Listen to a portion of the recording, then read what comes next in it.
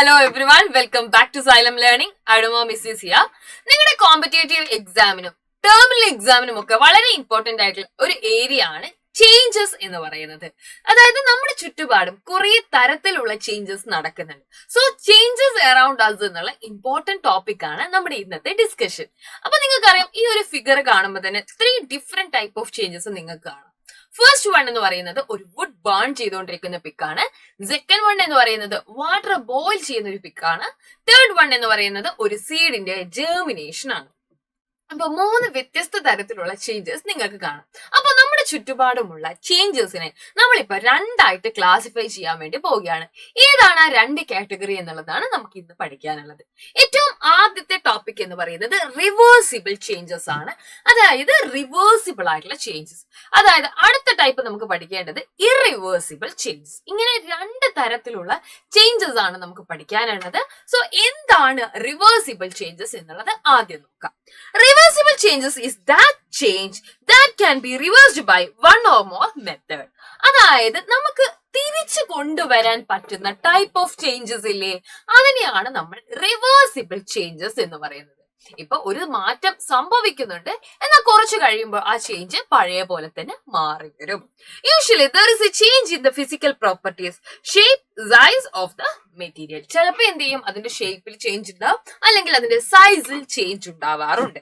Mostly a new substance is not formed. ഇതാണ് നിങ്ങൾ stress ചെയ്യേണ്ട വാക്ക്. ഇവിടെ എന്താണ്, പുതിയൊരു സബ്സ്റ്റൻസ് ഒന്നും ഫോം ചെയ്യുന്നില്ല. So for example, folding of paper, elongation of spring etcetera. ഇപ്പൊ മിസ്സിന്റെ കയ്യിൽ ഒരു ടിഷ്യൂ പേപ്പർ ഉണ്ട്. ഓക്കെ, നിങ്ങൾക്ക് എല്ലാവർക്കും ഈ ടിഷ്യൂ പേപ്പർ കാണുന്നില്ലേ? സോ ഇപ്പൊ ഇതിന്റെ ഷേപ്പ് എന്ന് പറയുന്നത് ഒരു റെക്ടാംഗിൾ ഷേപ്പ് ആണ്, അല്ലെ? ഓൾമോസ്റ്റ് നമുക്കൊരു സ്ക്വയർ ഷേപ്പിലാണ് അല്ലെങ്കിൽ റെക്ടാംഗിൾ ഷേപ്പിലാണെന്ന് പറയാം, അല്ലെ?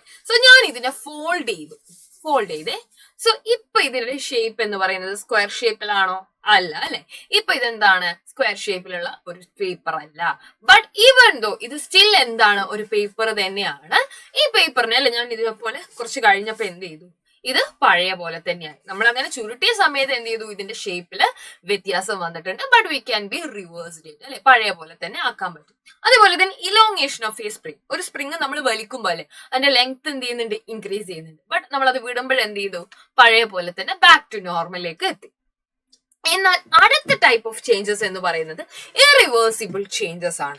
The changes which is permanent and cannot be undone by any physical or chemical means is called irreversible changes. അതായത് നമുക്കിനി എന്ത് ചെയ്തു കഴിഞ്ഞാലും ഒരിക്കൽ ആ മാറ്റം സംഭവിച്ചു കഴിഞ്ഞാൽ തിരിച്ച് പഴയതുപോലെ എത്തിക്കാൻ പറ്റാത്ത മാറ്റങ്ങളെയാണ് ഇറിവേഴ്സിബിൾ ചേഞ്ചസ് എന്ന് പറയുന്നത്.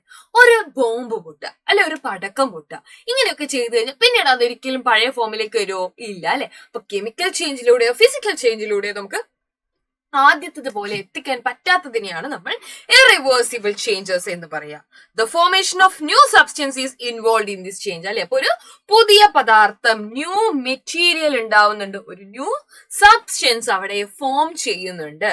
നോക്ക്, for example, the burning of cracker is an irreversible change. We cannot get back the cracker once burned, അല്ലെ? ആ ബേൺ ചെയ്ത് കഴിഞ്ഞാൽ പിന്നെ ആ ക്രാക്കർ പഴയ പോലെ എത്തോ? ഒരിക്കലും ഇല്ല. So that type of changes are called irreversible change. അപ്പൊ വളരെ ഇമ്പോർട്ടന്റ് ആയിട്ടുള്ള ഒരു ടോപ്പിക് ആണല്ലേ നമ്മൾ ഇന്ന് ഡിസ്കസ് ചെയ്തത്. റിവേഴ്സിബിളും ഇറിവേഴ്സിബിളും നിങ്ങൾ ഇനി ഹയർ ക്ലാസ്സിൽ എത്തുമ്പോഴും നിങ്ങൾക്ക് ആവശ്യമാണ്.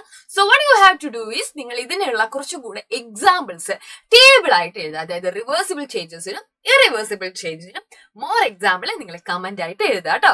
So that's it for today. അപ്പൊ അടുത്ത ദിവസം നമുക്ക് വീണ്ടും കാണാം. Until then bye by.